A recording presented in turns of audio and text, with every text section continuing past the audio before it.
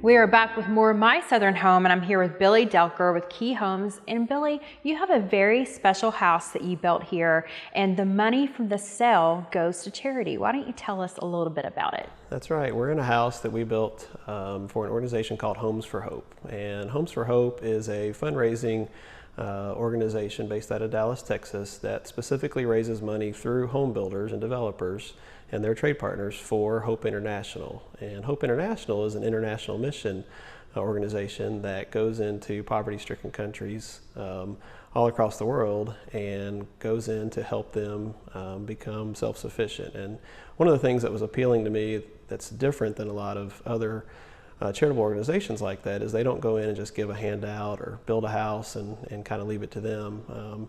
They go in and they give them what's considered a microfinance loan. So they may go into the Dominican Republic, as an example, and provide a lady a $100 loan to start a fruit stand, and ends up, that she's able to repay the loan back and able to produce a business that ends up being able to be a source of income for her family. So we were pretty excited to get involved with Homes for Hope here about a year ago.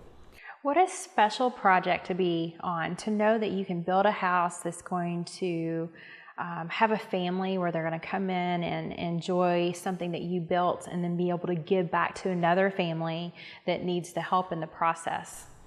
Well, and that's part of what was so appealing. I mean, we don't know exactly what the proceeds from this home are going to be yet until we sell it. It is for sale.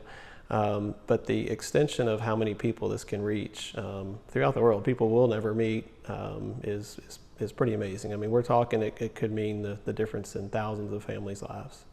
So tell me a little bit about the house that you're selling here. How many bedrooms, what type of community it's in? So this house is in Artisan Park subdivision, which is in LaGrange, Kentucky. It's a craftsman style community where the lots are kind of an average of about a quarter acre, but it's also a maintenance, kind of a maintenance, not completely maintenance free, but they pay an annual fee to where their grass gets cut and their landscaping gets taken care of. So it's not quite like a condominium or a patio home, but it's kind of a hybrid. So if you don't want to do that yard work, this is a perfect place for you to be from a community standpoint, where you're not worried about the exterior lawn care and that kind of thing. All of the houses in here have a very stringent architectural kind of control. There is an architectural review committee that approves all of the plans to maintain that. But I think that adds to, when you drive through, just the aesthetic and the curb appeal, where you can kind of see that consistency from one home to the next.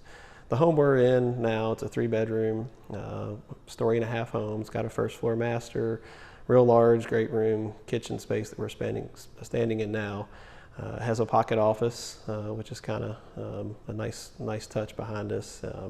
And then you've got 2 bedrooms and a bathroom upstairs. And it's on a full basement, already plumbed and prepped for future finish. It's a really nice floor plan. I like the way it flows. And what we've figured out over the last couple of years as the housing market has started to come back is we're seeing buyers be a lot more interested in the functionality and the flow of the floor plan, as opposed to the first question being just what is the square footage.